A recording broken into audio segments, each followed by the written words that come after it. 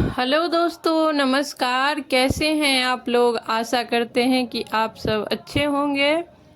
Shweta blog में आप सभी का स्वागत है।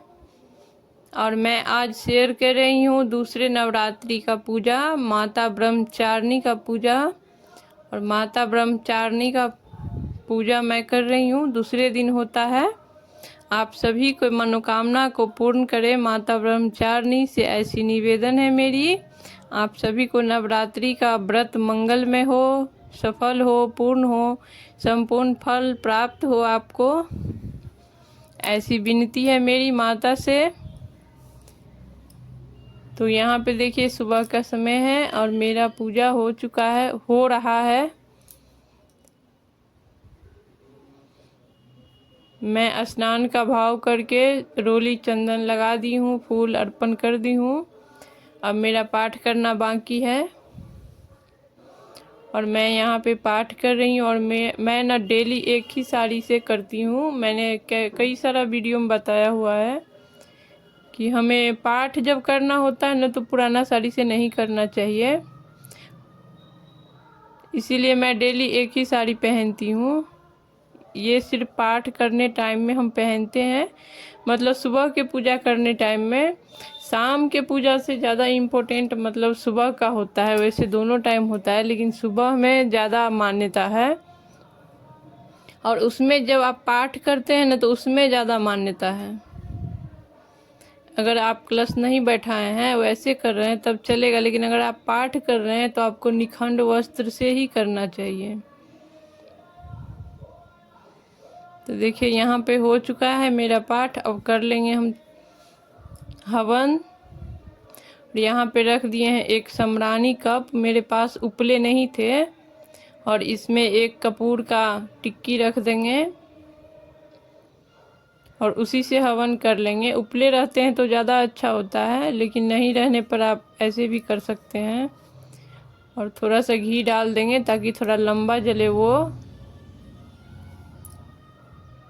और फिर जो भोग प्रसाद रहता है मेवा वाला वो सारा डालेंगे, जोरा लौंग, जोरा इलायची, और थोड़ा सा धूप डालेंगे। सौरर 5, 7 या 11 या फिर जितनी आहुति आप दे सकते हैं उस हिसाब से दे दीजिए। मेरा 11 रहता है। और हवन होने के बाद कर लेंगे आरती। और ये ना 5 दिया वाला आरती करते हैं हम सुबह में। ये आरती का जो दीपक है ना वो एक साथ ही तैयार करके रख लेते हैं। एक थोड़ा सा बड़ा बर्तन में ना कपूर को हाथ से मैश करके डाल देते हैं, उसी में घी डाल देते हैं, फिर इसको मिक्स कर देते हैं। तो उसमें कपूर और घी दोनों रहता है, क्योंकि सिर्फ कपूर डालिएगा ना तो वो लंबा नहीं चलता है, बहुत जल्दी ख़त्म हो जाता है। घी के साथ डालिएगा तो वो लंबा भी चलता है और आपका दोनों तीनों चीज़ हो भी गया। इसीलिए उसमें कपूर मैश करके डालने से ना आरती बहुत अच्छा जलता है। ऐसे डालिएगा तो थोड़ा सा बंद हो जाएगा या फिर कुछ प्रॉब्लम भी होगा, लेकिन ऐसे में बहुत अच्छा जलता है। तो यहाँ पे हम सभी देवता का कर लेंगे। गणपति हैं, नवग्रह हैं, दुर्गा माता हैं, कलश हैं, अखंड ज्योत है, सभी को बारी बारी से दिखा लेंगे। और फिर घर का जो परमानेंट मंदिर होता है वहाँ भी दिखा लेंगे, या फिर कुल देवता का मंदिर आपके घर में है तो वहाँ भी दिखा सकते हैं। तुलसी चौरा में दिखाना होता है। और पहले मैं सभी देवता के आगे की थी थोड़ा थोड़ा, उसके बाद एक बार 3 बार या 5 बार संपूर्ण टेबल, मतलब जिस पे हम विराजमान किए हैं माता को, वो पूरा टेबल का दिखा लेते हैं 3 बार। और फिर ये जो हमारा मंदिर है घर का, वहाँ दिखा रहे हैं।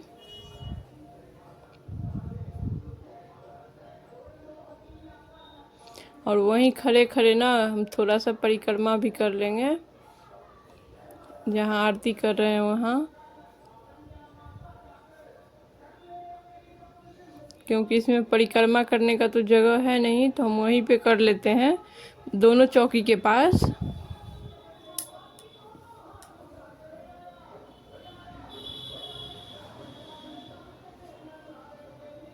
और फिर माता को दे देंगे, सभी देवी देवता को दे देंगे आरती। उसके बाद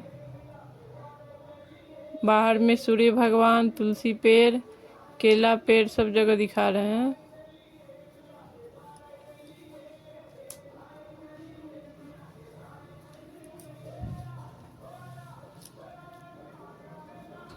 उसके बाद प्रसाद उठा लेंगे। पहले प्रसाद को उस रंग करके वहाँ से प्रसाद हटा लेंगे। 5 मिनट तक छोड़ दिया जाता है। देखिए ये जो आरती वाला बत्ती है वो पूरा शांत हो चुका है और लगभग हवन वाला जो है वो भी शांत होने ही वाला है। तो आरती करने के बाद 2-3 मिनट रूम को सटा करके छोड़ देते हैं। उसके बाद आकर के प्रसाद हटा लेते हैं। और यहाँ पे ना आप डेली जो है ना फूल जो चढ़ाते हैं उसको हटा सकते हैं, डेली सिंदूर लगा सकते हैं माता को। और वो शाम का वीडियो था। शाम में जो सांझ बाती एक गेट पे होता है, मंदिर के पूजा वाला रूम के गेट पे, और उसके बाद जितना देव वृक्ष है उसमें होता है। और ये मैं किचन में आ गई थी फलाहार बनाने।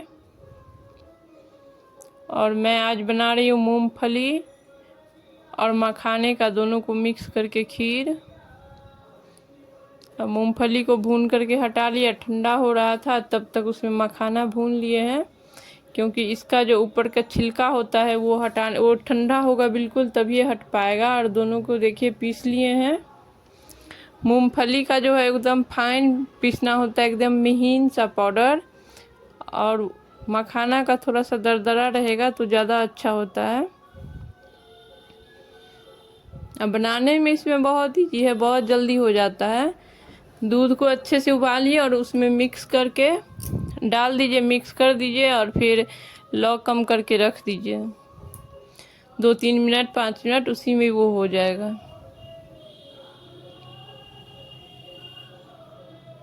और ये हेल्दी भी बहुत होता है, टेस्टी भी होता है और किसी भी व्रत में आप खा सकते हैं। ये पूर्ण तरीका से फलाहार हुआ।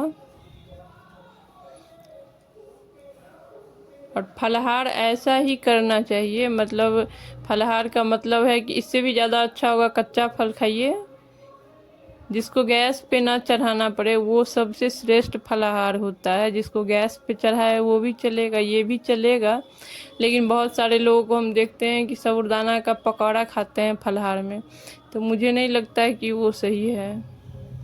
हम लोग तो नहीं खाते हैं। और मैं करती हूँ एक संझा वाला। मैं रात में पूजा भोग वोग लगाने के बाद, आरती करने के बाद मैं एक टाइम खाना खाती हूँ। खाना बिल्कुल सात्विक आहार, घी में बना हुआ। यहाँ पे मैं लौकी का सब्जी बना रही हूँ, लौकी और चने दाल को मिक्स करके, और चावल बनाएंगे।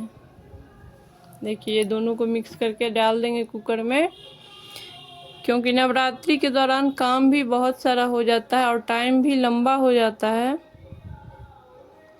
इसके वजह से नहीं हो पाता है। तो हम ऐसे ही करते हैं, एक टाइम खाना खाते हैं। सारा पूजा आरती सब कुछ ख़त्म हो गया तब रात में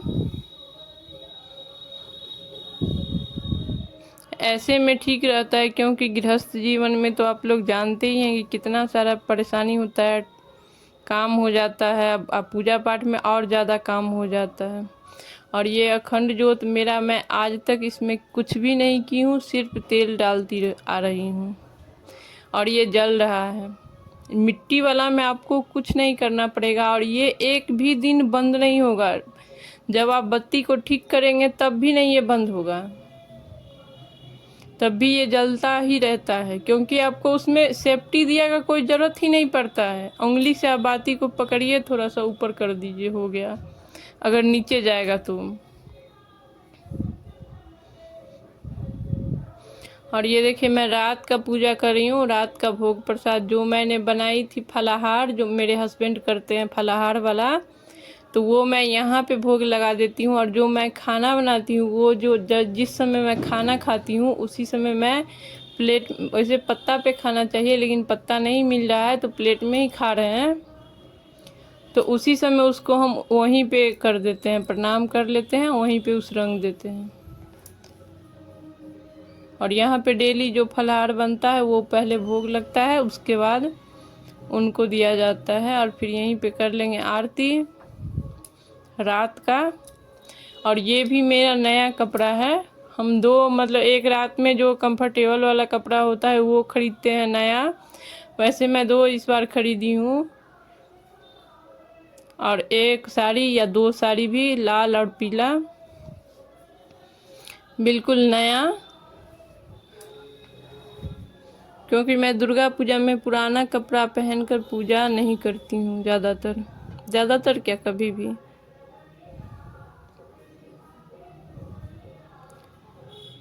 तो देखिए यहाँ पे रात का भोग लग चुका है, पूजा हो चुका है। अब मेरे हस्बैंड फलाहार करेंगे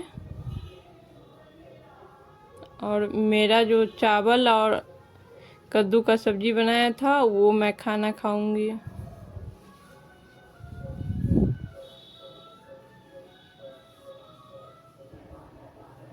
और यहाँ पे रात में भी थोड़ा सा हवन मैं कर लेती हूँ। जो दीप जो जिससे मैंने आरती की थी ना, उसी में डालूंगी सारा चीज़, लौंग, इलायची और थोड़ा सा ड्राई फ्रूट का, जैसे किशमिश, काजू, 1-2 दाना करके, ज़्यादा नहीं। और जिसमें आरती किए थे उसी में डाल देंगे और वो उसी से हो जाता है। फिर प्रसाद उठा लेंगे जब दीप थोड़ा सा शांत हो जाए, या 5 मिनट या 2-3 मिनट छोड़ दीजिए। उसके बाद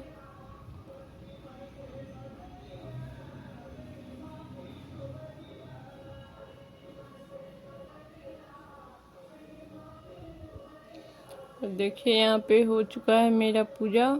और आज ग्रीन कपड़ा पहनना था, इसीलिए दिन में भी हम दिनचर्या में ग्रीन साड़ी ही पहने थे। तो ज़रा सा भी अच्छा लगा हो ब्लॉग तो प्लीज़ सब्सक्राइब करना, लाइक करना, शेयर करना, प्लीज़ कमेंट